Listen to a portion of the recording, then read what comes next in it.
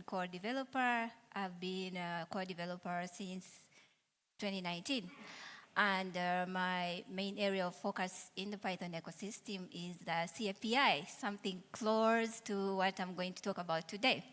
Now, how did I end up in Rust? In 2022, as part of my research, I worked on a garbage collector. I was writing a Python garbage collector, but we were using a garbage collection framework called MMTK. Now, MMTK had been rewritten into Rust, and so I was writing a garbage collector for Python, but I was actually calling Rust. And some of the things I'm going to talk about today will be related to some of the experiences we had while I did that integration of a Rust-based garbage collector in Python. So currently, I am affiliated to CMU, and I'm still doing the same memory management work there, and it cuts across Rust and Python and different other things. So I'm going to talk about Rust Interop, mainly foreign function interfaces and the challenges involved in there. Most of these challenges are found when I worked on MMTK, but I have written a paper talking about this. Turns out that these challenges, technical challenges we have with Rust are not very unique. Other ecosystems have also experienced the same. So you can also read about some of my work in a paper I published way back on Python. So, what's safety in Rust? I think most of us, our biggest motivation to use Rust is its safety features. What's safety in Rust? It means that there are restrictions about how we access memory locations. And the type system in Rust has some restrictions to ensure that people writing Rust code we do not encounter certain errors, memory leaks, data races, and so forth. So in Rust, how safety is ensured is through what we call ownership. Is achieved through what we call different ownership. Ownership is in two forms. In other words, one is the lifetime of a variable. It means that whenever we encounter a scope get, then the variable loses its lifetime is determined by some sort of scope get. In this example, that print will not run because VO is out of scope or its lifetime expired at least after the brace in the if clause. So there is a strong concept about ownership to a given variable or memory location, but we can transfer ownership permanently through movement of ownership from either a thread to another or from function to between functions. And in this example, VO, there's some transfer of ownership here permanently. And so again, if you try to print after the transfer of ownership here, we'll find an error. Ownership can also be transferred temporarily through borrowing, and here we pass ownership with values by reference or something. So this borrowing is some way of transferring ownership, but in a more temporal form. Safety can also be around shared and mutable references. So the idea in Rust is to avoid aliasing and mutability all at the same time. But there is also the concept where we can share references, but we can also provide some form of mutability. We just can't have immutability and mutability all at the same time, as I show in some of these examples. So, there were very good motivations for safe code or these safety features in Rust. But because of there are very many constraints, it's impossible or very hard to design certain things if we do not go around some of the safety restrictions in Rust. And so the RustConf team, I think, gave us some way of bypassing some of these in what we call unsafe code. Now, there are two forms of how we can use unsafe code. We can use it through blocks and functions or through what I'll call traits today. So, unsafe blocks, this is basically just lines of code. And here I have a pointer P and we do some casting. Functions can also be, we can also have unsafe functions, but at the end of the day, we need to find a way of creating some safe abstraction around unsafe functions so that we do not expose very unsafe code to clients, right? Behind abstractions. Rust traits, it's also another form of how we can do unsafe code, but it's the same as Java, what we call Java interfaces, and we can think of traits as more of a documentation. You are telling developers that trait implementation have to adhere or meet additional semantics related to maybe post conditions, preconditions, and invariants. Key point here is it means that when we do this, we are saying that these properties may not be checked by the Rust compiler or at runtime. So when the Rust, the folks that gave us this ability to write unsafe code, they gave us some guidelines, which we call, like best good principles or recommendations on how to go around using unsafe code. In the academic world, we came up with a term for this, what we call the Rust hypothesis. And so they're saying, okay, we have given you the ability to use unsafe code, but please use it sparingly, meaning that try to use the safe primitives as much as possible. Find a way of doing straightforward and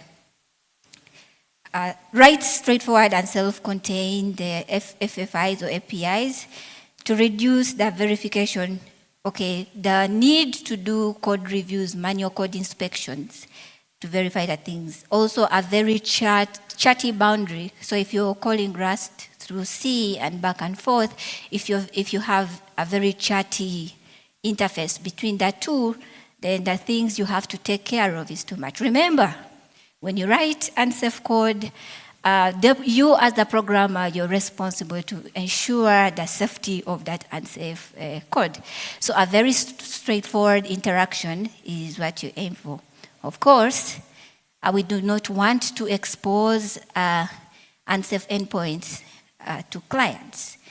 So you have to sort of provide safe abstractions. In real life,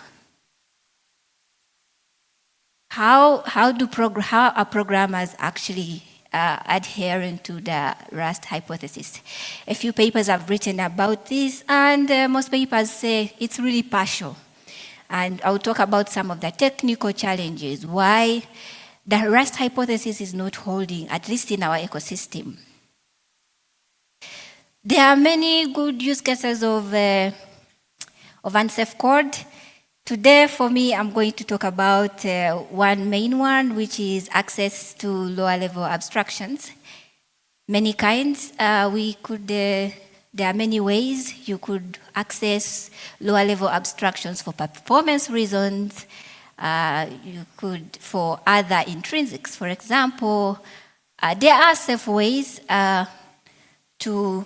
there are safe primitives in Rust to handle certain things, but due to certain compiler intrinsics like for LLVM, for example, you may have to write access code. But today I'm going to talk about foreign function interfaces, specifically on these topics. Of course, we use unsafe code to bypass certain restrictions between Rust and the C boundary, but also to specify certain contracts and invariants.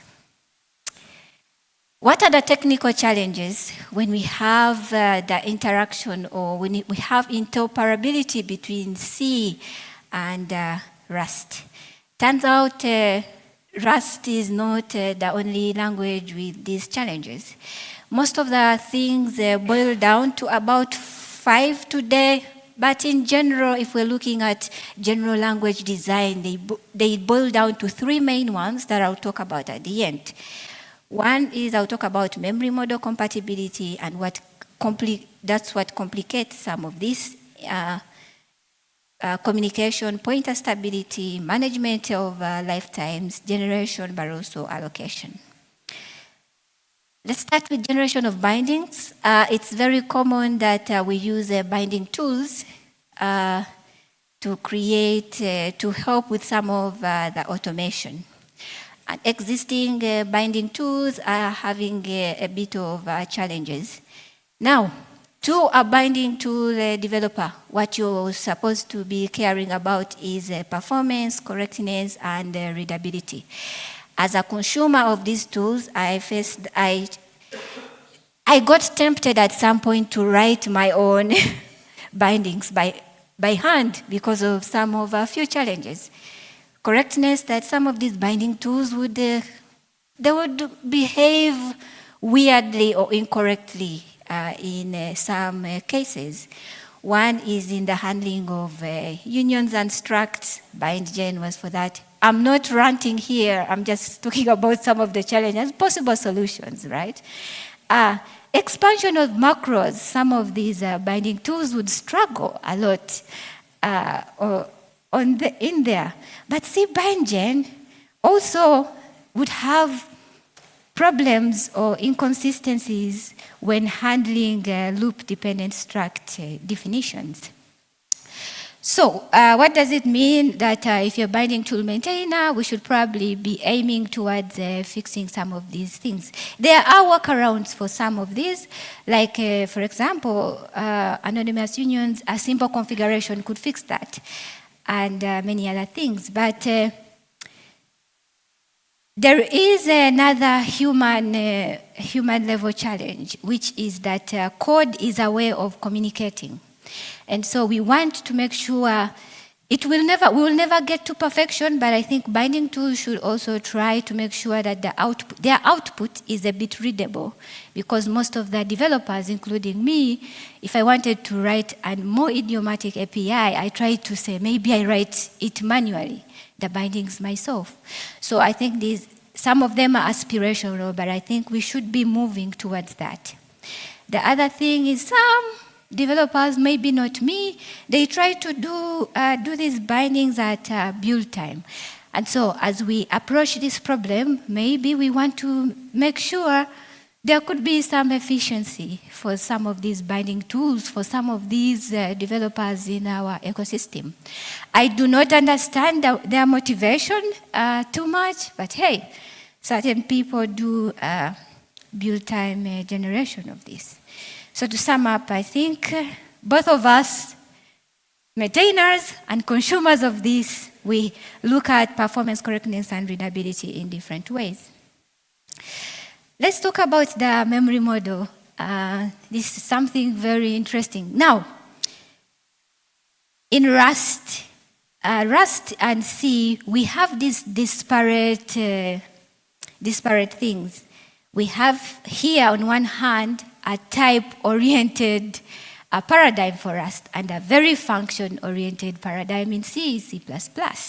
And we have to reconcile the two as we make calls across these boundaries. And some of the things that get impacted is like the thread safety semantics across the layer.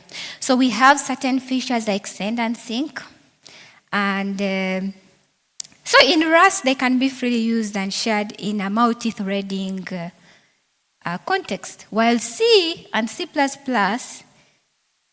a method can have different properties around thread safety. And so reconciling these semantics is right now a very huge technical challenge. So we cannot completely encapsulate these using send and sync because we can't fully bring out the features or the functionality or the semantics we would get C++ semantics just using the current building blocks we have in Rust at least. Similar to thread safety is aliasing. There are, so in Rust, aliasing and mutation are exclusive, but C and C++ sometimes has certain assumptions about the source and destination properties for aliasing. And again, these differences in semantics, as you make this call, preserving these semantics is hard because of these differences between whatever we call Rust and the other end, which is the native side of things. Of course, we can go on and on and on, but again, another difference is data conversion. C supports unrestricted integer to integer conversion, while Rust has this restrictive policy around not making this as flexible as it could be. So again, the question is, how do we ensure we merge these semantics between the native and Rust? Again, destructors. Drop semantics and destructors in C++ present different behaviors. And the question is now, how do we make sure we adhere to what C++? The most, I think, the most complained about is the delegation. So Rust assumes that there can be a one-on-one matching between destructors. At least C++ assumes that we can have several destructors to match to a certain type, and C++ assumes some sort of delegation, something a bit foreign or hard to bring out in the Rust drop sense of things. So there has to be workarounds for all these semantic challenges. What's the recommendation to the ecosystem or to people that are trying to avail some of these features? Is Rust maintainers should provide clear documentation for safety requirements. So if you were writing C APIs as you'll have to always go back to the documentation to verify if you're doing the right thing. For example, if you're doing destructors, you have to look up somewhere. Now, maintainers, Rust people, I think you have to prioritize or make sure you're writing good documentation for these people that are implementing these FFIs. Now, if you expose a Rust library in another ecosystem, the reverse is true. You have to be writing or explicitly documenting some of these differences between Rust and those other languages. Certain things are very implicit in Rust, like locks. Very obvious, but in another language, you have to explain these differences. That's what I'm saying. Documentation is key. If you're making these libraries at least very foreign there, but also to your fellow C APIs, developers, we have to maintain a very clear documentation about these requirements. When we call C and Rust, when there's interop between C and Rust, of course, we are passing data at some point. And usually the challenge is, do I pass primitives or pointers versus abstractions? My general experience and many developers think that whenever we pass abstract data types, we lose certain data or contextual information when we do casts. So if you are like us, you probably want to focus more on passing data as primitives or pointers.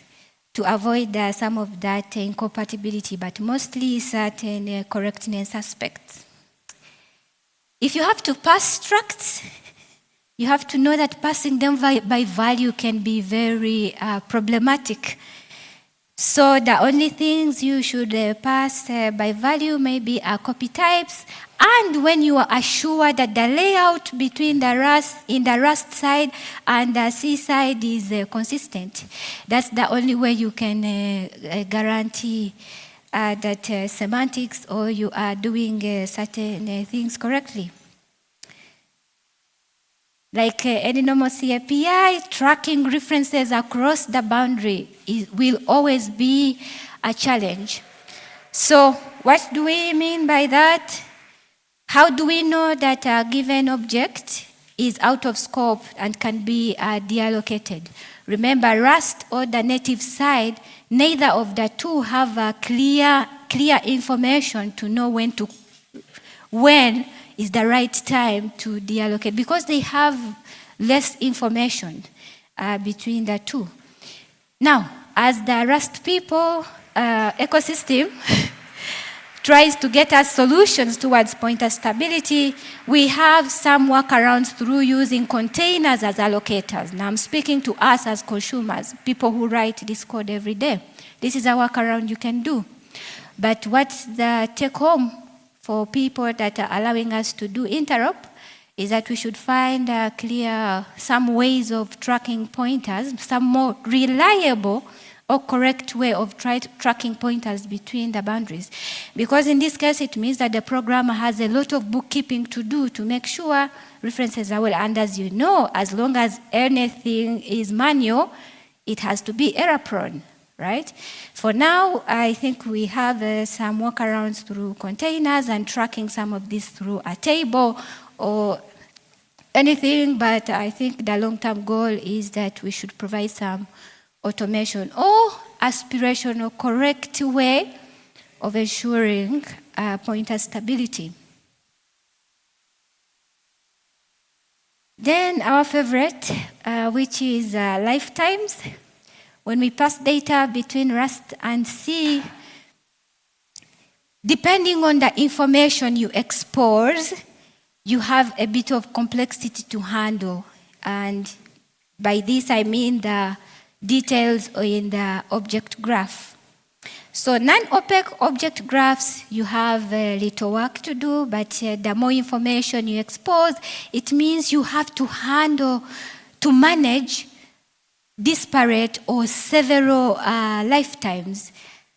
Again, a bit error prone, but for the programmers that are going to interface with your API, this is a very scary situation and very hard to maintain and navigate for a normal programmer. So these challenges are not very unique to Python and to Rust, I mean.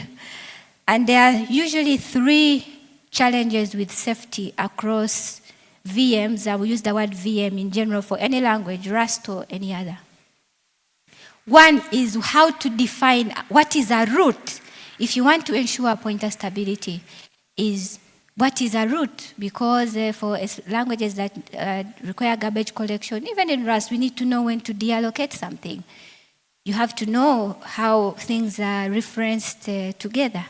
2 is, of course, tracking references. In maybe Rust as well, we have to know what references are between the Rust and the C so that you do not incorrectly deallocate data. 3 is how do we preserve semantics given the disparate memory models of Rust versus C. This will always be, every problem will always rotate around some of these 3 challenges. So, to the Rust community, we are going to be asking ourselves 3 main questions. As we expose this and this flexibility through people having the ability to write unsafe code, how are we going to make sure or differentiate this unsafe code from other code written in other languages that are unsafe, right? I think it's something maybe we would call safety of unsafe code. It sounds like a contradiction, but I mean, that's what we mean, I think, by that. 2, do we have incompleteness issues? What do we mean here? Sometimes safe code is marked by the checker, compile time checker, rejected, but yet it's actually safe code, right? So the question we need to ask here is that how are we going to deal with the incompleteness issues? And the third is our thinking around safe and unsafe code and its support is going to mainly come from us studying how developers are actually using unsafe code. If we do not watch the behaviors of developers, we are going to be building an ecosystem on illusions, right? For example, the assumption of implicit locks can lead to so many bugs. And if you're designing these features in a closed room and not watching how people are actually using this unsafe code, you'll be having an eluded view of how you should design some of these features. So we have to study either through, there is no direct way. I think that the work groups can come up with a way of studying how developers are actually using unsafe code and the behaviors of the interaction between safe and unsafe code so that we have a more realistic future. Again, there is no silver bullet to the challenges talked today. Python has gone through more than 30 years and they are going to rewrite their CAPI 30 years later. So what does this mean for programmers? It means that we have to find ways around providing these features correctly because these problems are going to be here for so many years, right? What does it mean for maintainers? It means that maybe we should learn from other languages, at least Rust. Python, Ruby, and Lua, they have made so many mistakes. You should probably not make the same mistakes, at least learn from them. Python has made the most mistakes in the world around the CAPI. And due to how large the community is, it's almost too late because we don't want to come up with a Python 4 again, but it's almost becoming inevitable that we might come with a Python 4. And it's going to be mainly from the CAPI. So parting shots, let's think about these 3 questions as we learn from other languages to at least learn from their mistakes. Thank you.